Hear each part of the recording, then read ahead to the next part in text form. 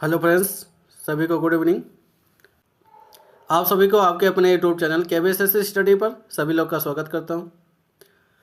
आप सबके रिक्वेस्ट पर विश्व जियोग्राफी का वीडियो लेकर आया हूं, जो कि कैसे तैयारी करेंगे UPPSC के लिए, कौन सा बुक प्रेफर करें और कहां से पढ़ें कि अच्छे से तैयारी हो जाए, जिससे प्रीलिम्स 2026 हमारा क्लियर हो जाए। तो हम बात करेंगे, सबसे पहले आप NCERT 6 से लेकर 12 तक के ज़रूर पढ़िए। इससे आपका आंसर राइटिंग बहुत अच्छा होगा।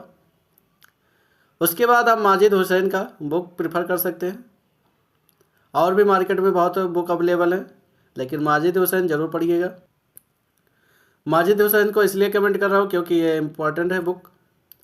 उसके बाद आप ऑक्सफोर्ड स्कूल एटलस ज़रूर देखिएगा, उस पर आप डेली प्रैक्टिस करिए, वर्ल्ड जियोग्राफी का और इंडियन जियोग्राफी का, दोनों का प्रैक्टिस ज़रूर करना एटलस पर। उसके बाद में आप ऐड कर सकते हैं एडवांस बुक, जैसे आप ऑप्शनल सब्जेक्ट ले रहे हो UPSC में। UPPSC के लिए तो ज़्यादा इंपॉर्टेंट नहीं है एडवांस पढ़ने की। आप अगर माजिद हुसैन और NCERT पढ़ ले रहे हैं तो आपके लिए बहुत ही लाभदायक होगा। तो हम लोग पहला पार्ट पढ़ेंगे विश्व जियोग्राफी, उसके बाद में इंडियन जियोग्राफी पढ़ेंगे। तो सबसे पहले विश्व जियोग्राफी का हम देखते हैं कौन कौन से टॉपिक कवर करना है इसमें। सबसे पहला टॉपिक रहेगा हमारा विश्व की संरचना। उसके बाद टॉपिक हमारा रहेगा भूवैज्ञानिक समय सारणी। अलग अलग वैज्ञानिक अलग अलग मत दिए थे, तो इनकी समय सारणी भी देखेंगे। उसके बाद हम प्लेट विवर्तनिक सिद्धांत के बारे में पढ़ेंगे। उसके बाद हम लोग पढ़ेंगे महाद्वीप व महासागरों की उत्पत्ति कैसे हुई है।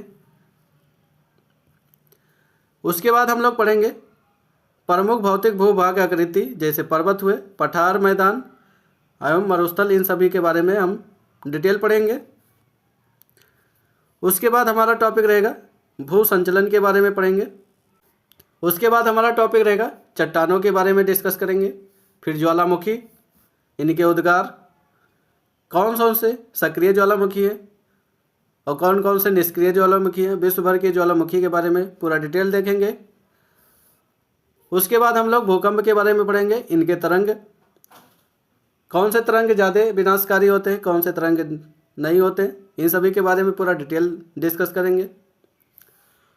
उसके बाद हमारा रहेगा अपक्षय अपर्दन, इन सब के बारे में पढ़ेंगे, जैसे हमारी मृदा अपक्षय अपर्दन होती है।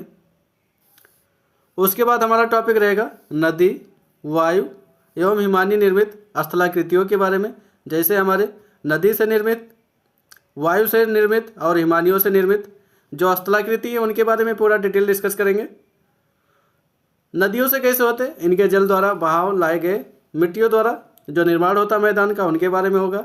वायु से क्या होता, जैसे आंधी तूफान आते, कुछ मिट्टियाँ धूल कर उड़कर जाके निक्षेप होती है, इनका भी मतलब निर्माण होता मैदान के तरह से, तो इनको भी पूरा डिटेल पढ़ेंगे। और हिमानियों से जो निर्मित होती है इस तरह के, इनके बारे में पूरा डिटेल पढ़ेंगे। तो आप सब वीडियो में बने रहिएगा। आगे हम बात करेंगे वैश्विक झीलों के बारे में।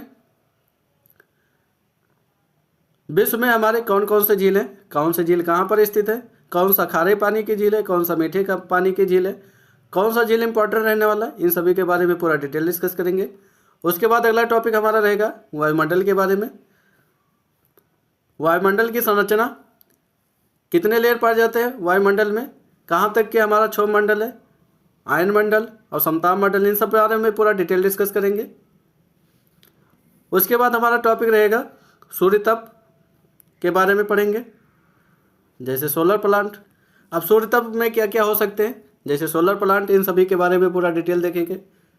इनके विकिरण के बारे में देखेंगे, पराबैंगनी किरणों के बारे में देखेंगे, कौन सी किरण हमको हानि पहुंचाती है, इन सभी के बारे में पूरा डिटेल डिस्कस करेंगे।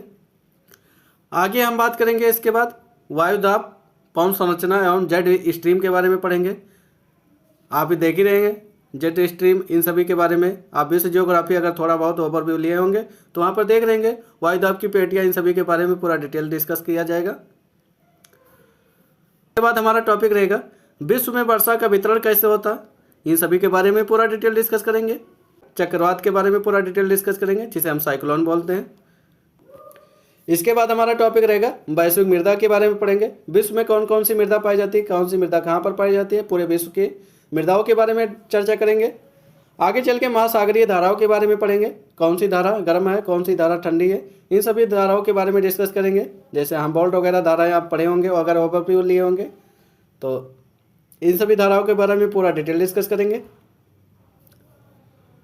उसके बाद हमारा रहेगा महासागरीय उच्चावच के बारे में पढ़ेंगे। महासागर के अंदर जो छोटे मोटे पहाड़ी टाइप नुमा पाए जाते हैं, जैसे हमारे भूस्थलाकृत पे पहाड़ी पाए जाते हैं, उसी प्रकार हमारे समुद्र के अंदर भी छोटे छोटे उच्चावच पाए जाते हैं, उनके बारे में पूरा डिटेल पढ़ेंगे। आगे चल के ज्वार भाटा के बारे में डिस्कस करेंगे।